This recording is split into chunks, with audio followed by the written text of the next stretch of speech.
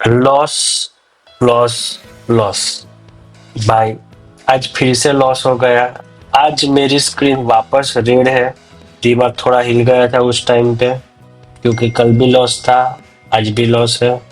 आज 6,830 रुपए का मार्केट को डोनेशन दे दिया। मतलब दिया नहीं, मार्केट ने मुझसे जानबूझ के ले लिया। हाँ, आज मैंने 3 स्टॉक लिए थे। एक जीएमआर एयरपोर्ट, जो मैं सोच रहा था कि वो ब्रेकडाउन देगा। दूसरा था एबीबी, एबीबी मैंने अपसाइड लिया था। और तीसरा लिया था बीपीसीएल, वो भी मैं सोच रहा था कि वो भी ब्रेकडाउन करेगा, लेकिन किसी में मुझे सक्सेस नहीं मिली। अभी 2 दिनों से ऐसा हो रहा है, मुझे लग रहा है कि मार्केट साइडवेज है, इसीलिए। कल भी सेम सिचुएशन थी। हाँ, अगर एक चीज हो सकती थी, अगर मैं चाहता तो आज ट्रेडिंग अवॉइड कर सकता था, क्योंकि 200 पॉइंट गैप डाउन था। मैंने सुबह सोचा भी कि आज ट्रेडिंग नहीं करूं, पर वो क्या बोलते हैं, एक अपने में होता है ना, नहीं एक ट्रेड तो लेना ही है। दोस्तों, क्या सच बताना, आपका भी एसएल हंटिंग हो रहा है मेरी तरह? आपका पोर्टफोलियो आज ग्रीन था या रेड था? आपने आज लॉस किया या प्रॉफिट किया?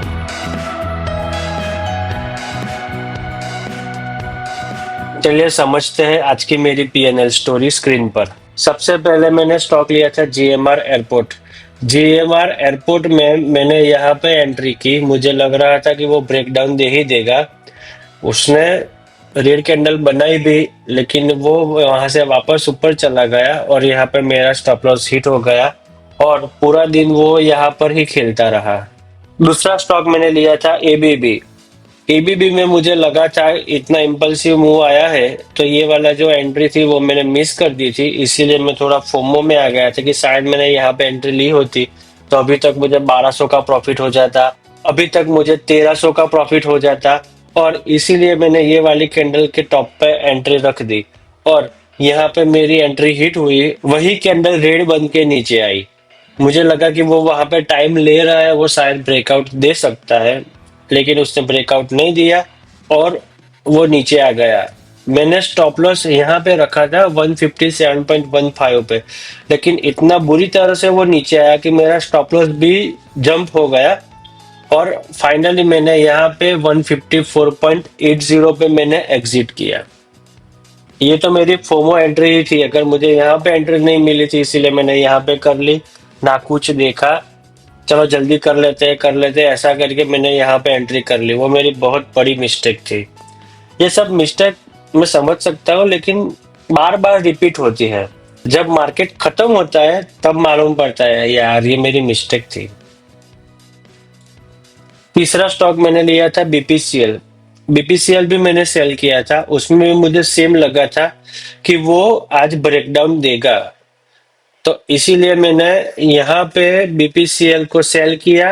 और और यहाँ पे मेरा स्टॉप लॉस था, उसने स्टॉप लॉस तो टच नहीं किया, लेकिन ब्रेकडाउन भी नहीं दिया। पूरा टाइम वहां पर ही घूमता रहा। मैं खाना खा रहा था तब भी देख रहा था बीपीसीएल शायद ऊपर आ जाएगा, नीचे जाएगा, ऊपर आ जाएगा, नीचे आ जाएगा। ये एंट्री भी मुझे ऐसा लगता है कि मैंने लॉस रिकवर करने के लिए किया, लेकिन अच्छा इसमें मेरा ज्यादा लॉस नहीं हुआ, और टाइम एंड हो गया था, तो मैं almost cost to cost exit हो गया। तो ऐसा क्यों होता है? मुझे ऐसा लगता है कि अभी जैसा मार्केट चल रहा है, आपको अगर थोड़ा सा भी प्रॉफिट दिख रहा है तो आप ले लो, और अगर नहीं करना है, अगर आप ट्रेडिंग अवॉइड कर सकते हैं तो कर लो।